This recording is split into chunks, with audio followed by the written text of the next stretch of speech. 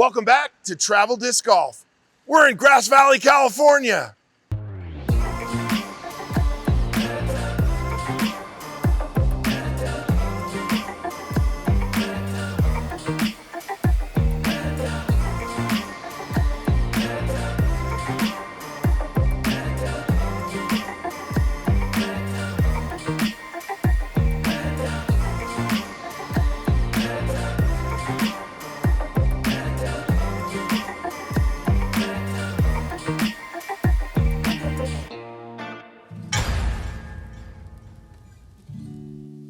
Grass Valley is an old Sierra Foothill gold mining town that saw its first boom in 1850. And today, well, it's getting hipper by the moment. We chose to stay downtown to take advantage of the town's walkability and the historic Holbrooke as a place to rest our heads and soak in a bit of history. Our Grass Valley adventure is starting bright and early, so we can pack in as much as we can in our first day. And that means finding a great breakfast. We're at the legendary Pine Street Cafe in Grass Valley. This menu is very creative and it's got something for everyone. But I am not leaving this place without the potato pancakes, so that my orders always start and finish with that. And by the way, wait staff is super nice, very accommodating, so if you want to add it as a side, likely they'll do it for you. Thanks so much. Thanks to movie making magic, our food is here. And goal one, done, potato pancakes. Now, most would order this as a meal, but I had to show off a few more things, so I got the house-made muffin and the Mexican scramble. South Pine did not disappoint. With a full belly, it was time to head out of town about 15 minutes and play the private course, Lost Lake.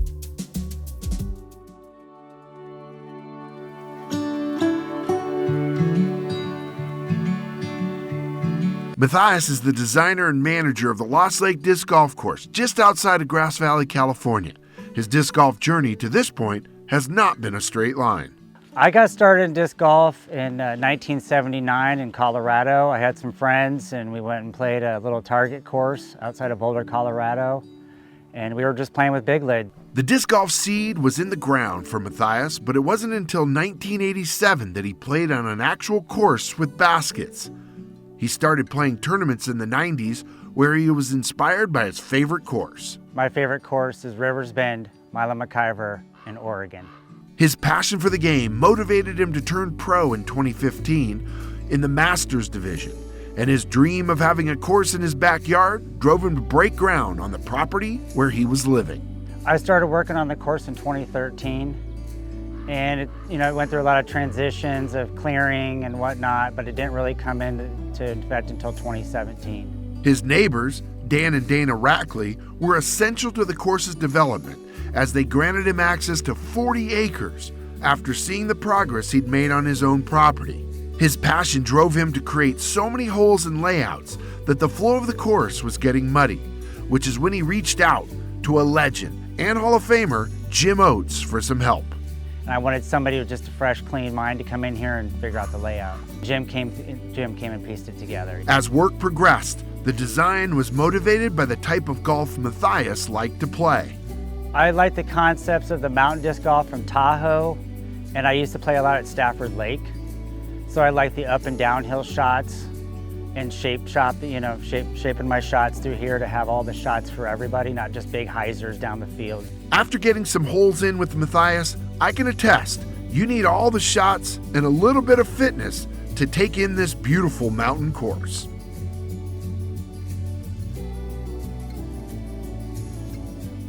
With tired legs and arms, it was time to take a break and head back into town, where we were scheduled to connect with the owner and brewer of Grass Valley Brewing Company. Hi, I'm Tom Rogers, owner-partner, Grass Valley Brewing Company, Grass Valley, California. Tom started home brewing in 2005 when his love of beer was starting to impact his pocketbook. When I first started thinking about brewing on a home brewing level, where it started was that my beer buying expenses were getting a little too costly for my wife's comfortability. Four family friends regularly camped together, and that is where Tom debuted his new hobby. They loved his beer so much, they pitched the idea of opening a brewery together. But Tom still had a full-time job, I was working as a firefighter for the Sacramento Fire Department. I retired there in 2020 as a fire captain. Wondering what he'd do in retirement, he took the leap with his friends and started building the brewery while he was still fighting fires. His passion for brewing is second only to his passion for his community. I love brewing, I love making beer. I love this downtown community, and that's what the brewery is really focused on, is the community here, and they're very supportive of us. We could have done it without them. Tom's favorite style is the West Coast style IPA, but Grass Valley Brewing Company's wide variety of beers stem from Tom's own taste evolution. You know, you can't make what you want all the time in a commercial brewery. You got to feed the public. So, you know, getting across styles that I wouldn't normally gravitate towards has definitely increased my palate and appreciation for different styles across the board. The brewery's been so successful that Tom is stepping back from day-to-day brewing and turning it over to head brewer David Connor, who shared some of his favorites. The 3 beers would take us through a whole spectrum of beer styles, starting with our rice lager, our Long Tom rice lager, going to our NorCal Hazy IPA, Grateful Haze, one of our flagships, and then our other one of our other flagships, very popular Irish Getaway, or an Irish Red. Each beer was delicious. My eyes were open to a style I'd little experience with, the Irish Red. My appreciation soared after understanding the precision required to brew a lager, and finding another stellar hazy IPA brought me great joy. Delicious beer aside, it was David's absolute joy of brewing that poured out as he discussed the intricacies of making each style that captured my attention. His why for brewing is what makes Grass Valley Brewing Company special. As a home brewer, you know, if I brought a keg to a party, it was a large sense of satisfaction to see people enjoying what you made and what you put your heart and soul into, and the way that it plays with food, the way that it plays with activities, and the experience of a long day out in the field and come home and you have a beer. It's just one of the most satisfying feelings. So I thought I want to pass that on and brighten other people's day with good beer to drink. From the moment I walked into the brewery, I could feel this unofficial mission statement being lived out by the patrons and employees, and that is not lost on its owner.